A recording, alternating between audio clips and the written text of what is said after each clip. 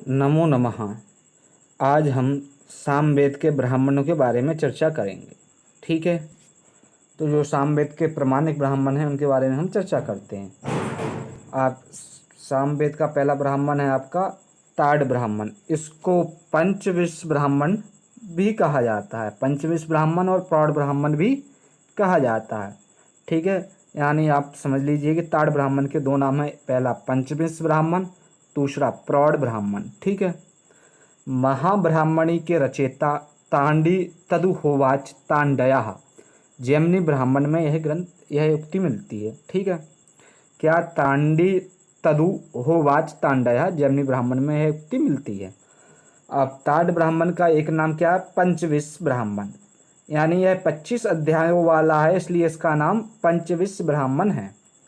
इसमें 5 पंजिकाएँ हैं, प्रत्येक पंजिका में 5 अध्याय हैं। ठीक है, और इसमें 178 सौम्यागों का वर्णन किया गया है। 178 सौम्यागों का वर्णन किया गया है। अब ताड़ ब्राह्मण या पंचविंश ब्राह्मण के विशेषताओं के बारे में हम देखते हैं।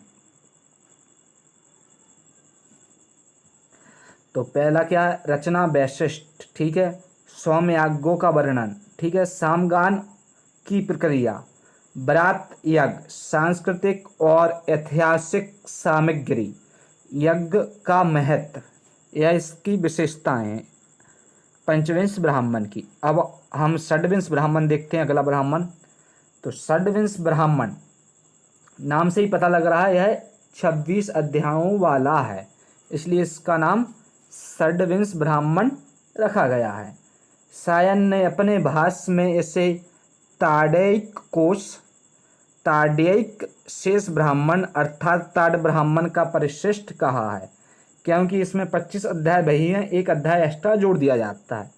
इसके प्रथम अध्याय में सुब्रह्मण्य ऋचा का विशेष वर्णन मिलता है और इसके अंतिम 6 अध्याय को अद्भुत ब्राह्मण कहते हैं। ठीक है, अगर आपसे पूछ लिया जाए अद्भुत ब्राह्मण कौन सा है, तो वही षड्विंश ब्राह्मण है, क्योंकि इसके अंतिम 6 अध्याय को कहते हैं। जो इसके अंतिम 6 अध्याय हैं 20 से 21, 22, 23, 24, 25, 26, इसको ही अद्भुत ब्राह्मण कहते हैं। अब हम सामविधान ब्राह्मण के बारे में चर्चा करते हैं। तो इसमें 3 प्रपाठक हैं, 25 अनुवाक हैं। इसके विशिष्ट संदर्भ के बारे में बात करते हैं। इसमें श्रौत और तांत्रिक विधियों का समन्वय है, काव्य प्रयोग प्रायश्चितों का विधान है, विविध वृत्तों का प्रारंभिक रूप है। ठीक है, अब इसके बाद हम आर्षेय ब्राह्मण के बारे में चर्चा करते हैं। तो आर्षेय ब्राह्मण में 3 प्रपाठक हैं और 82 खंड हैं। इसके बाद हम देखते हैं देवता अध्याय ब्राह्मण, इसमें 4 खंड हैं। ठीक है, अब इसके बाद देखते हैं उपनिषद ब्राह्मण, इसमें 10 प्रपाठक हैं।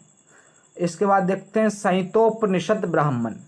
ठीक है, इसमें रहस्य को बताने वाला ब्राह्मण है, ग्रंथ है, और इसमें 5 खंड हैं। इसके बाद देखते हैं जैमिनीय ब्राह्मण, यह 3 ब्राह्मण हैं, जैमिनीय ब्राह्मण, जैमिनीय आर्ष ब्राह्मण और जैमिनीय उपनिषद, यह 3 ब्राह्मण हैं इसमें। ठीक है, इसी माध्यम से हमारे सामवेद के ब्राह्मण समाप्त हुए। अब हम